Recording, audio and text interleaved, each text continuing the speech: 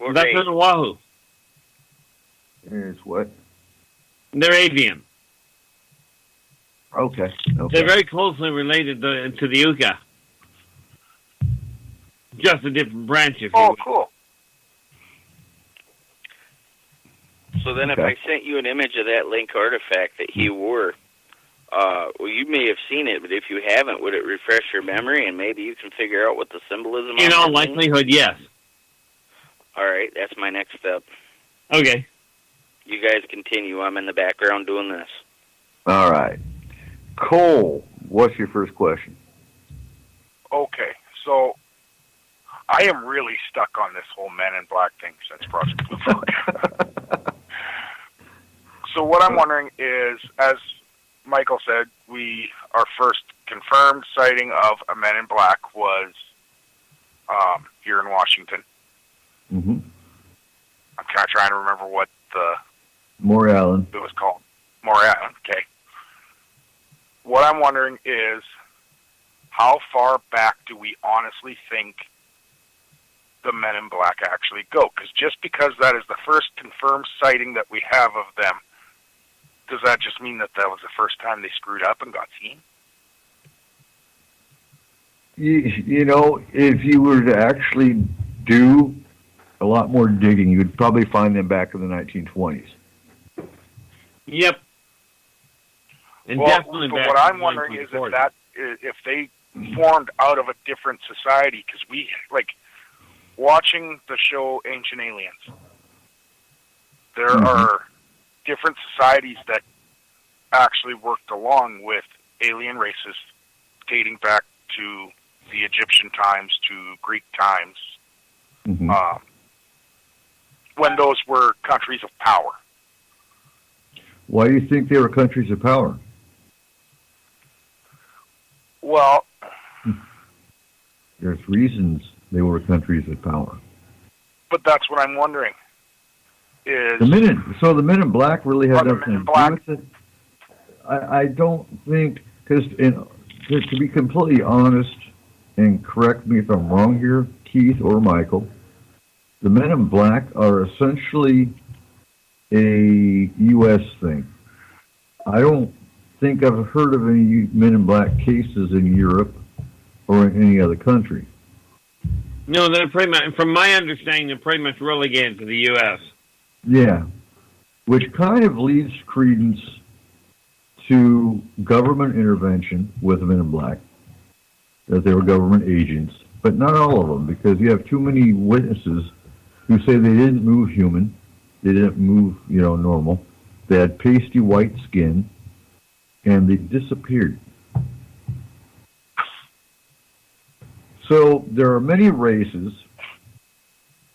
I believe the Nordics, for example, they do get seen in the U.S. occasionally, but they are primarily in Europe.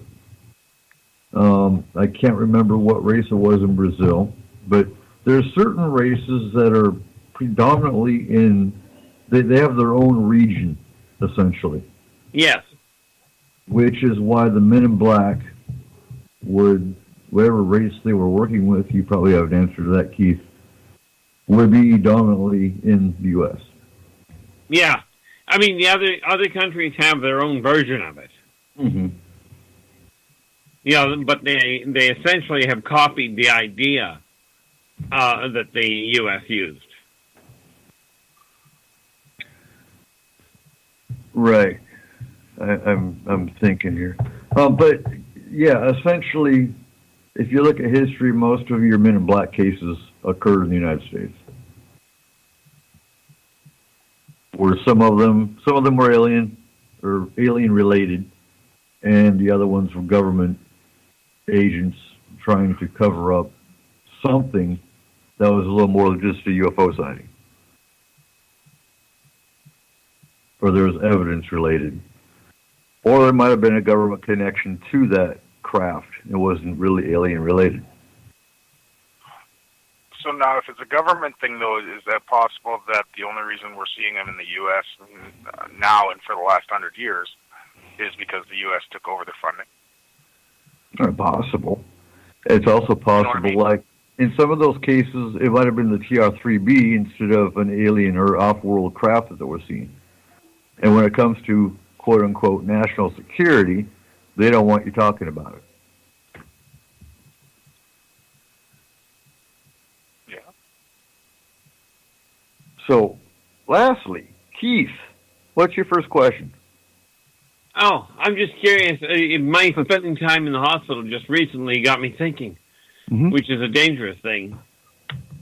But mankind, when it comes to all of their medical technology, they seem to rely on either the electrical or the X-ray machine, X-ray wavelengths, in order to try and get any biological information.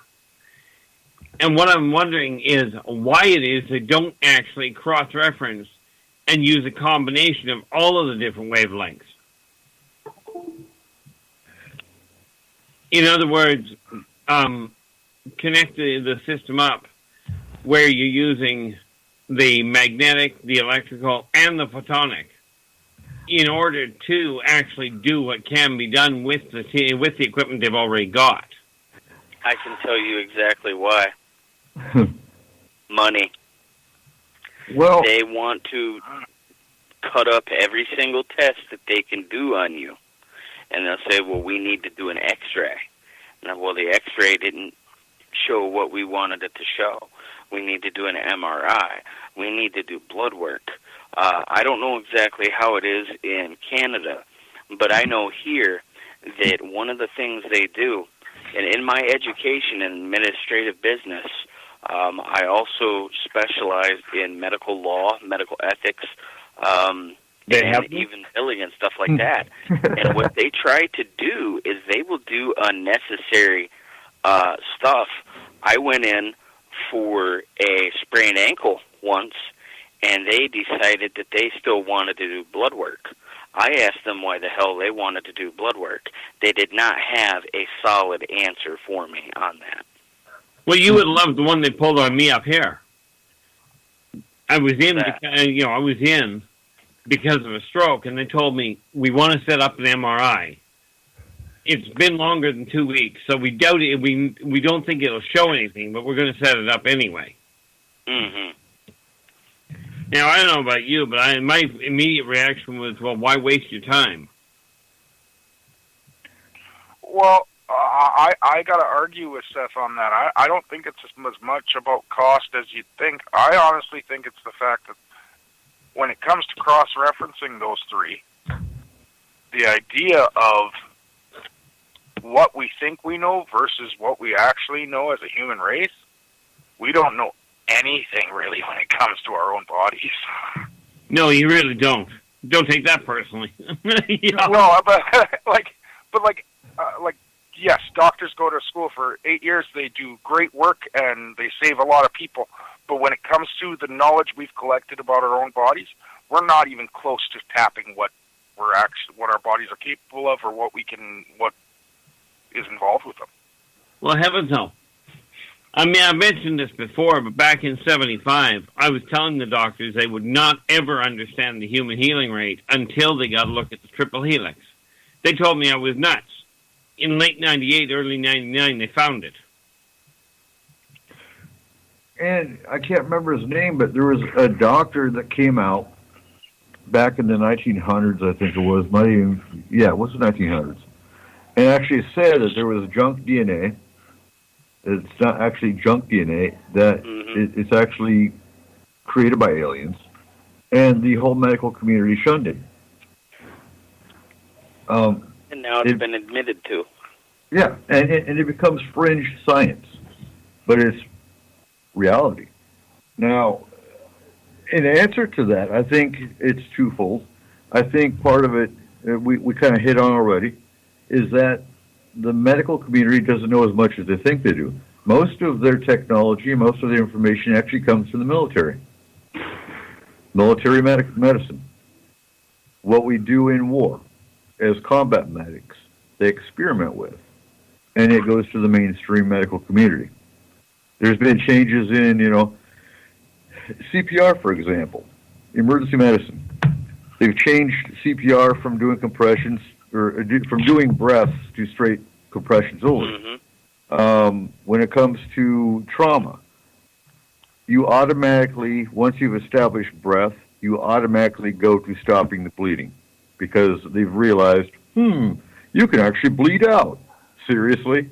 Yeah, not only that, but another thing they do is they change positions that a baby's supposed to sleep in every so many years. They say, oh, no, you put the baby on their belly to prevent SIDS. And then a few years later, oh, no, you put them on their back to prevent SIDS. And they say, oh, no, you put the baby on their side to prevent SIDS. It's a very sad thing, but the statistics on that do not change. No. No, it has something to do with the fact that SIDS is a genetic thing. It's not a positional. Mm-hmm.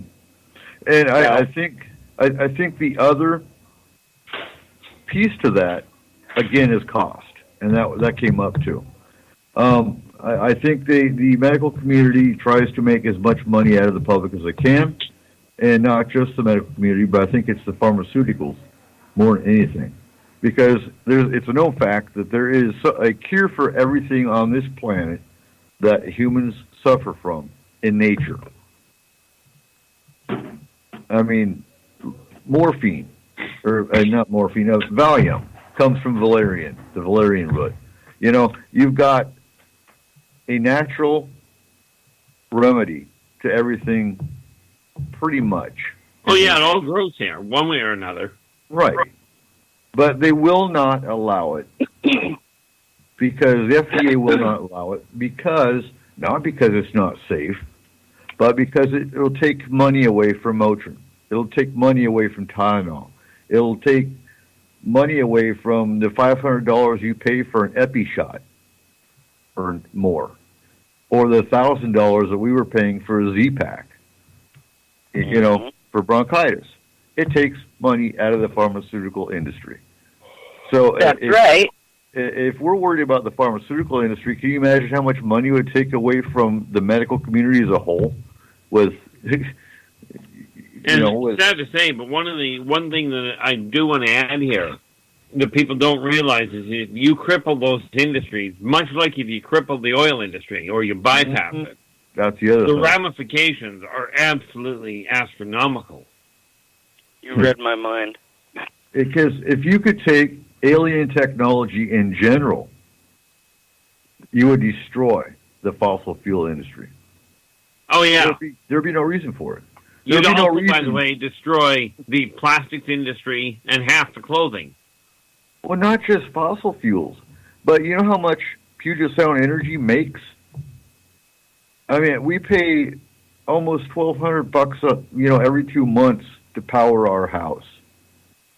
And alien technology would, just a little tiny, I don't know, I don't even know how to describe this stuff, but you could power the house, you could power the planet without having hydroelectric that they tap into and jack up the price on it. Circling the drain.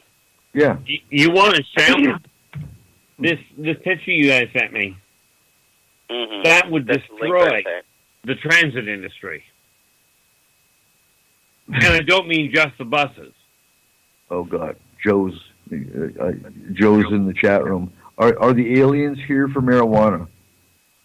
I think so. No. They're here smoking. No, that's why they go to Canada, not here. We got a better friend of it up here. They're here for the weed and the pointy sticks. That's why the aliens are here. I mean, heck, in Sweden, they've got our brand is listed on their smoke shop's wall. They literally have it listed as BC Bud. Unfortunately, now the government can't keep up in Canada. Well, they just waste the money to make a mushroom. Okay, let's turn around. And Chris, what's your second question? And okay, so I have the panel come up with 3 questions each round table. I know we're not going to get through all 3 because we have 2 hours, and we're not going to get through all 3 questions if we did a 3-hour show. But it's the meat of the topic of each question that is what to me is important. So okay, I already did my second question, so I passed